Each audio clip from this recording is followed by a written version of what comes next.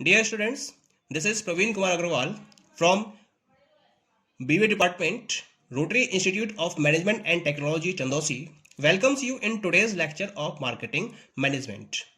In today's lecture, we will discuss the topic Scope of Marketing. इस topic पे हमें study करना है कि मार्केटिंग का स्कोप क्या है, उसका स्कोपिंग एरिया क्या है और मार्केटिंग में हम किन किन पर्टिकुलर एक्टिविटीज को कवर करते हैं. Let us talk, let us discuss. Following activities come under the scope of marketing. ये दे रखे हैं आपके पास एक्टिविटीज जिनको हम स्कोपिंग एरिया में इंक्लूड करते हैं मार्केटिंग के. First one is study of consumer wants and needs. Second one is study of consumer behaviour.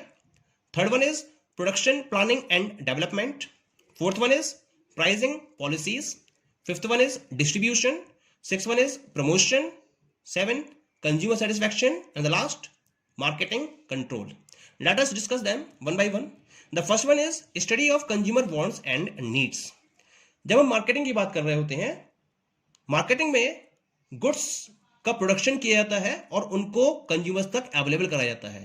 तो जो गुड्स प्रोड्यूस किए जा रहे हैं वो कंज्यूमर्स की वांट्स एंड नीड्स के अकॉर्डिंग प्रोड्यूस किए जाते हैं, क्योंकि मार्केटिंग का फंडामेंटल कॉन्सेप्ट यही है, वही गुड्स प्रोड्यूस करो जो कंज्यूमर्स को मार्केट में रिक्वायर्ड है, क्योंकि इसी के थ्रू प्रॉफिट को मैक्सिमाइज किया जा सकता है.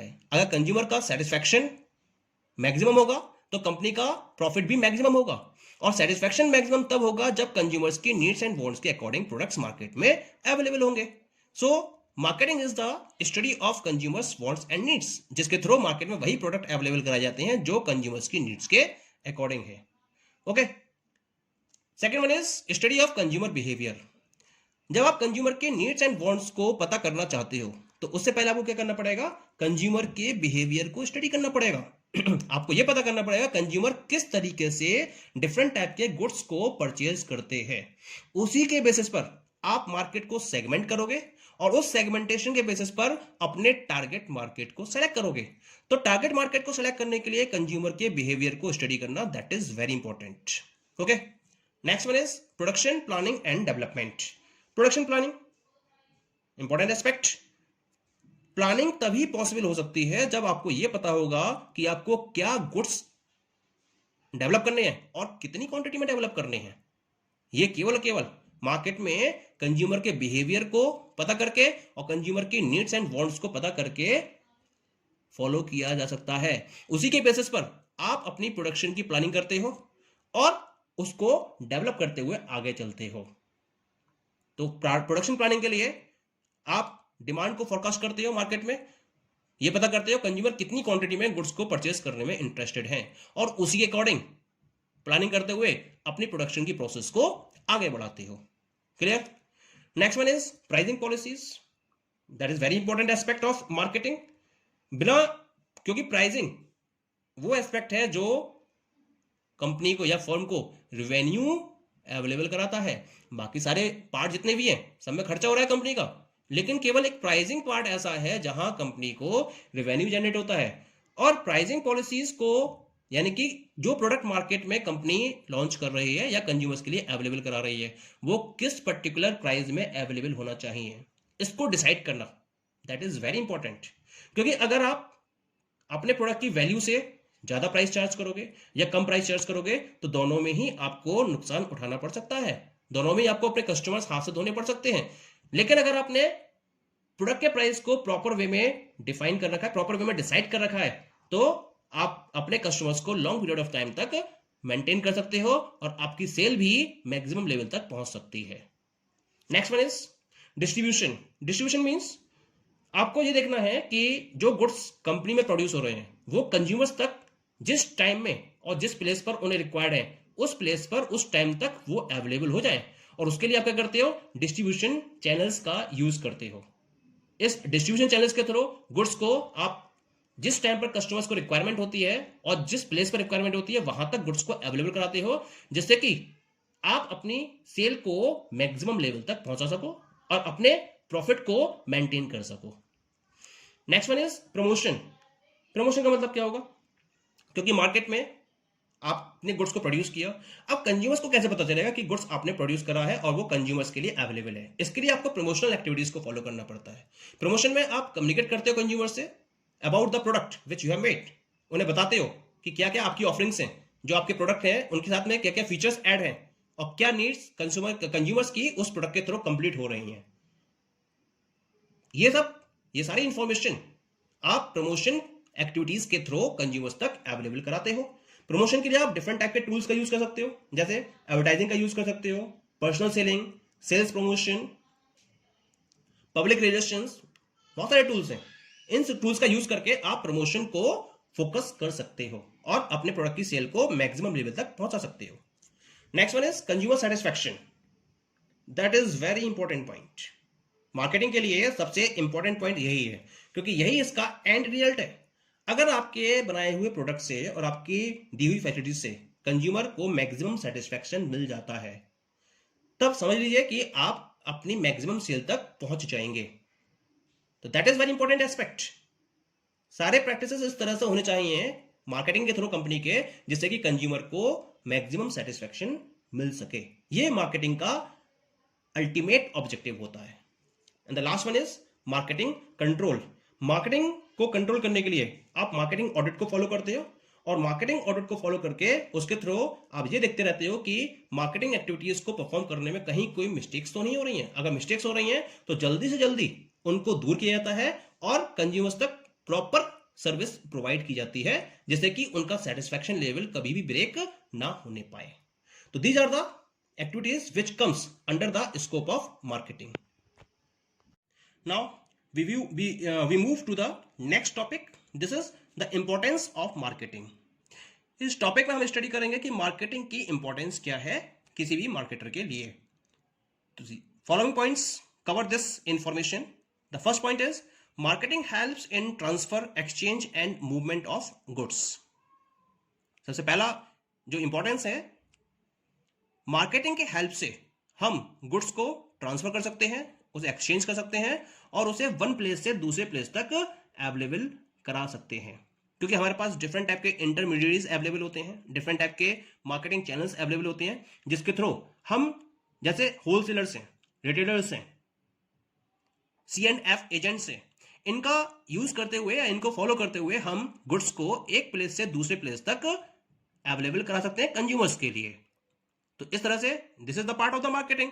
So marketing is helpful in such an operation.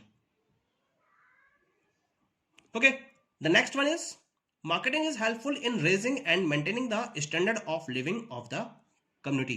सबसे बड़ी बात है, मार्केटिंग लोगों के यानी कि जो सोसाइटी है, सोसाइटी में पीपल के स्टैंडर्ड ऑफ लिविंग को रेज करती है और उसको मेंटेन करती है।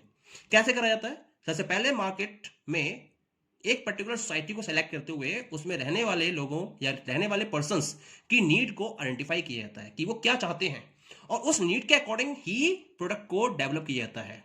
एक सुपीरियर प्रोडक्ट मार्केट में अवेलेबल होता है, जिसको यूज करके जो उस सोसाइटी के पर्संस हैं वो अपने स्टैंडर्ड ऑफ लिविंग को रेज कर सकते हैं।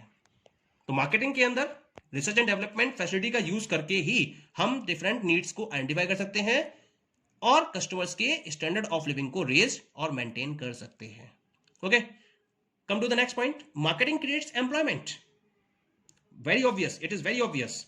जब मार्केटिंग में हमें डिफरेंट टाइप की एक्टिविटीज को परफॉर्म करना होता है, डिफरेंट टाइप के फंक्शंस को परफॉर्म करना होता है, जैसे buying and selling activities, financing, transportation, warehousing, risk bearing, बहुत सारे फंक्शंस हैं जो हमें मार्केटिंग में परफॉर्म करने होते हैं। अब इन सारे फंक्शंस को परफॉर्म करने के लिए हमें ह्यूमंस की रिक्वायरमेंट होगी। जब हमें ह्यूमंस की रिक्वायरमेंट होगी तो इस तरीके से हम ये कह सकते हैं कि जो मार्केटिंग है वो एम्प्लॉयमेंट को भी क्रिएट करता है।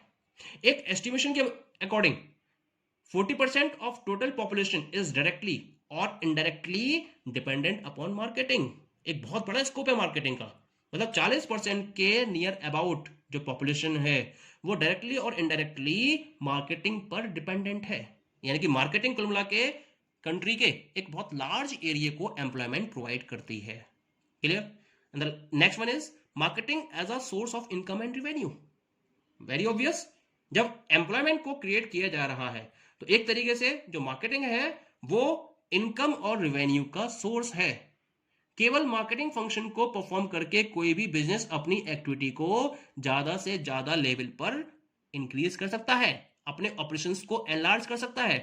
जितना सक्सेसफुली मार्केटिंग एक्टिविटीज को इंप्लीमेंट किया जाएगा किसी भी ऑर्गेनाइजेशन में, उतना सक्सेसफुली वो बिजनेस आगे बढ़ेगा, उतना ही उसका प्रॉफिट बढ़ेगा। प्रॉफिट बढ़ रहा है इसका मतलब उसकी इनकम बढ़ रही है, उसका रेवेन्यू इंक्रीज हो रहा है, और वो उतने ही लार्ज लेवल पर अपने ऑपरेशंस को एनलार्ज कर सकता है। तो एक तरीके से marketing is a source of income and revenue. Clear? Now come to the next point.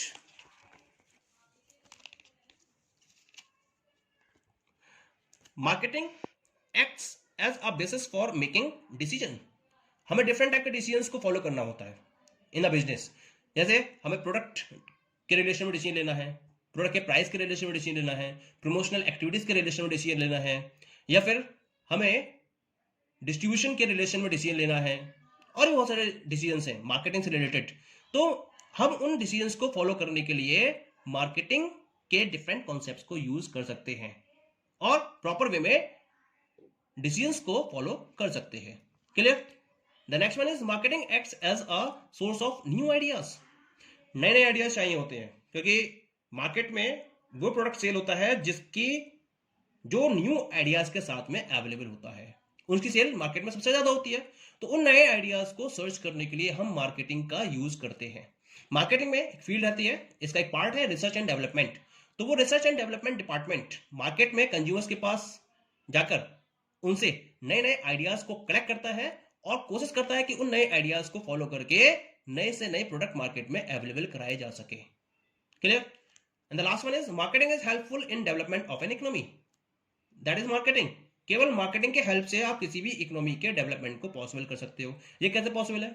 क्योंकि मार्केटिंग को एक पर्टिकुलर फर्म यूज करेगी, एक इंडस्ट्री यूज करेगी। अगर फर्म और इंडस्ट्री मार्केटिंग की एक्टिविटीज को फॉलो करते हुए अपना डेवलपमेंट पॉसिबल कर सकेंगी, तब क्या होगा? उनके डेवलपमेंट के साथ साथ इकोनॉमी का डेवलपमेंट भी पॉसिबल होगा।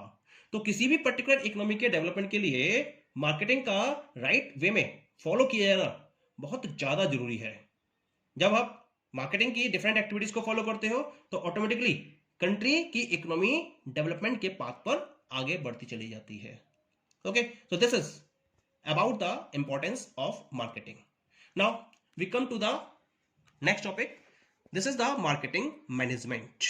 अभी तक हमने मार्केटिंग के बारे में डिस्कस कर रहे थे, अब हम बात करते हैं मार्केटिंग मैनेजमेंट के बारे में कि मार्केटिंग मैनेजमेंट है क्या। दो वर्ड्स यहां पर आपको दिखाई दे रहे हैं। The first word is marketing and the second word is management. Marketing means all the activities which are related to the marketing field, and management means we are having the different functions just like analysis, planning, implementation and control. When we are performing these functions for the purpose of managing the different activities of marketing, then this field is counted as marketing management. According to Philip Kotler, एक definition हम इसकी study कर लेते हैं। Marketing management is the analysis, planning, implementation and control of marketing programs designed to bring about desired exchanges with target markets for the purpose of achieving organizational objective. पहले यहां तक बात करते हैं। ऑर्गेनाइजेशन के ऑब्जेक्टिव को अचीव करना है। आपने एक ऑर्गेनाइजेशन का ऑब्जेक्टिव डिसाइड कर रखा है। उस ऑब्जेक्टिव को डिसाइड करने के लिए आप क्या करते हो? डिफरेंट टाइप की मार्केटिंग प्रोग्राम्स को क्या करते हो? उसको एनालाइज करते हो, उसको प्लान करते हो, इंप्लीमेंट करते हो और कंट्रोल करते हो, जिससे कि आप अपने टारगेट मार्केट के पर्पस को कंप्लीट कर सको। क्लियर? इसके साथ साथ क्या ऐड करा इन्होंने? It relies heavily on designing the organization's offering in terms of the target market needs and desires and using effective pricing, communication and distribution to inform, motivate and service the market. कुल मिला के जो marketing management है वो target market की needs और desires पर focus करता है, उनकी ऑफरिंग पर फोकस करता है और अपने effective pricing, communication and distribution facilities को प्रोवाइड करता है, जिससे कि कंज्यूमर्स को इन्फॉर्म किया सके, उन्हें मोटिवेट किया सके और उन्हें प्रॉपर सर्विस प्रोवाइड किया सके मार्केट के अंदर। तो इन सारी एक्टिविटीज को हम इंक्लूड करते हैं अंडर मार्केटिंग मैनेजमेंट। इसका मतलब ये हुआ कि it is the process of management of marketing. तो मार्केटिंग को मैनेज करने की जो प्रोसेस है that is known as the marketing management. Clear? Thank you.